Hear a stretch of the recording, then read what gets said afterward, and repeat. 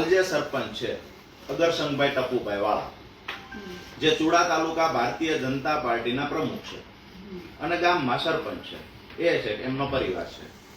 હવે જે 71 પ્લોટ પડ્યા એમાંથી 47 પ્લોટ લિસ્ટ આ લોકોને મળ્યું, 47 પ્લોટનું વેચાણ થઈ ગયું. ખરેખર નિયમ મુજબ વેચાણ કરવામાં હરરાજી કરવાની હતી, જાહેરમાં હરરાજી કરવામાં નથી આવી.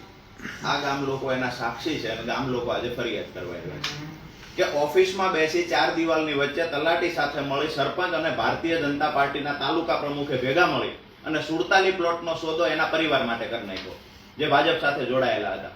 બીજી વાત તમને કરું કે એમાંથી 45 લોકો એવા છે જેને એક કરતા વધારે ઘર એ જ ગામમાં છે, એ જ લોકોને પાછા અત્યારે પ્લોટ મળ્યા.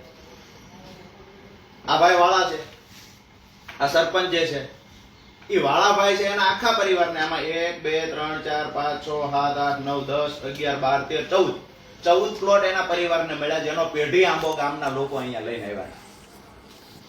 આ એનો પેઢી આંબો છે. એના ભાઈઓના દીકરા, એના પોતાના દીકરા, એના પરિવારના, એના ભાઈઓ, આ બધા થઈને 47 માંથી 14 પ્લોટ સરપંચ જે ભારતીય જનતા પાર્ટીનો તાલુકા પ્રમુખ છે એના પરિવારને મળ્યા.